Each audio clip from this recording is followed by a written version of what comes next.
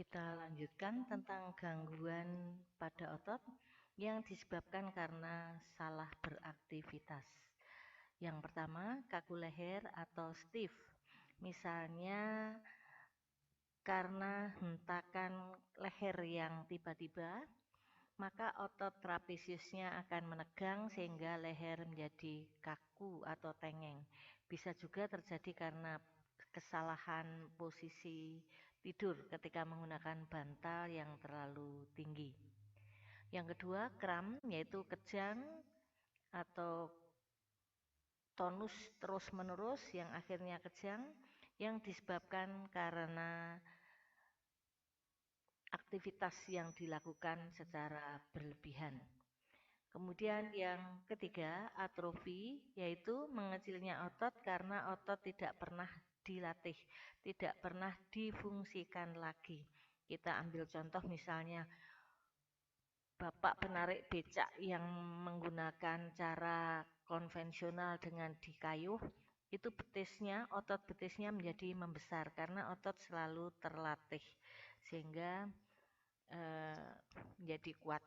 Sedangkan pada orang yang tidak pernah menggunakan kakinya untuk bergerak, misalnya orang yang kita bandingkan dengan anak-anak yang tidak beraktivitas dengan kaki, misalnya naik motor, kemudian jarang jalan jarak jauh, maka otot betisnya akan mengecil.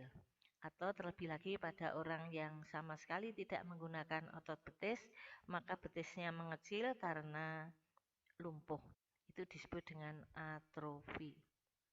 Kemudian gangguan otot karena kelainan, misalnya penyakit hernia abdominal, yaitu selaput dinding perut jaringannya robek sehingga usus yang posisinya di rongga perut akan melorot masuk ke skrotum sehingga skrotumnya membesar. Ini terjadi pada laki-laki.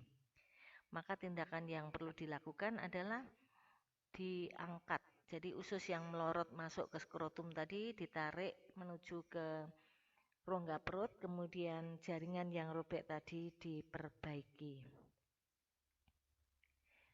Saya akan perjelas lagi yang mengenai bagian dari otot lurik secara anatomi. Yang gambar merah ini adalah filamen tebal atau miosin. Yang digambar biru ini adalah filamen tipis atau aktin. Kemudian yang berbentuk lengkok-lengkok ini adalah garis Z. Terus daerah di antara dua garis Z ini disebut dengan satu sarkomer. Di tengah-tengahnya ada garis M yang berada di tengah yunaha. Yunaha itu daerah dari ujung aktin ke ujung aktin satunya. Ini yang disebut dengan yunaha. Sedangkan daerah tumpang tindih antara aktin dengan miosin ini disebut yuna tumpang tindih, region of overlap atau aktomiosin, aktin yang berikatan dengan miosin. Sekarang kita bandingkan secara anatomi bagaimana perbedaan antara otot yang relaksasi, gambar yang atas, dan otot yang kontraksi, gambar yang bawah. Ketika relaksasi, jarak dari yuna Z, garis Z ke garis Z ini panjang. Dengan kata lain, sarkomernya panjang. Kemudian daerah tumpang tindih antara aktin dengan miosin pendek. Kemudian yunahanya panjang. Sekarang kita lihat bagaimana ketika kontraksi. Ketika kontraksi, kepala miosin ini akan masuk ke lubang aktin sehingga terbentuk cross bridge atau jembatan penyeberangan yang akan memindahkan energi ATP dari miosin ke aktin. Oleh aktin, ATP akan dibongkar energinya dan digunakan untuk meluncur ke tengah sarkomer. Jadi aktin yang ini meluncur ke kiri, aktin yang ini meluncur ke kanan, sehingga seperti gambar di bawah ini. Ujung aktin yang tadinya jauh, nih iona H, tadinya panjang, menjadi memendek. Tapi panjang aktin dan miosin tetap sama, tidak mengalami perubahan. Kemudian daerah tumpang tindih antara aktin dan miosin dibanding ketika relaksasi, maka saat kontraksi menjadi memanjang.